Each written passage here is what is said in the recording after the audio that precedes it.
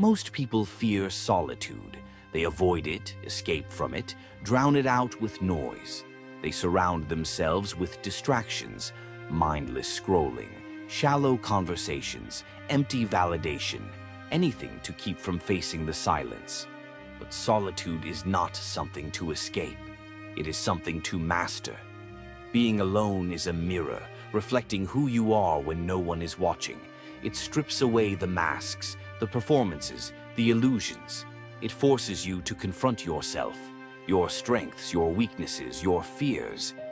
And that is exactly why most people run from it. Because solitude doesn't just reveal the truth, it demands that you deal with it. Loneliness is painful. It makes you question your worth. It makes you crave attention, validation, recognition. It makes you chase people who don't care, tolerate treatment you don't deserve, settle for less than what you need, just to avoid being alone. But here is the reality. The world does not owe you company. No one is coming to save you. No one is responsible for filling your emptiness but you. If you cannot be alone, you are not free. You are dependent on others for happiness, for self-worth, for meaning. And dependence is weakness. If the idea of solitude terrifies you, it owns you. It dictates your choices, controls your relationships, and leaves you powerless when people leave. But when you embrace solitude, everything changes. You stop seeking validation from people who don't matter. You stop chasing after love that isn't real. You stop fearing rejection because you realize the only acceptance that ever mattered was your own.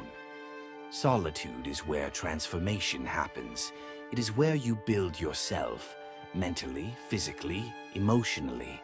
It is where you train your mind to be stronger than your emotions, where you turn your pain into power, where you become your own anchor, your own guide, your own savior. Most people waste their solitude. They let it consume them, drown them in self-pity, convince them that they are nothing without others. But you will use it. While others distract themselves, you will build. While they seek approval, you will grow. While they fear being alone, you will thrive in it.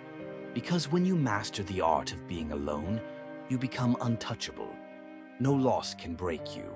No absence can weaken you. No betrayal can destroy you. And when you return to the world, you will return whole. Not because you need others to complete you, but because you have already made yourself complete.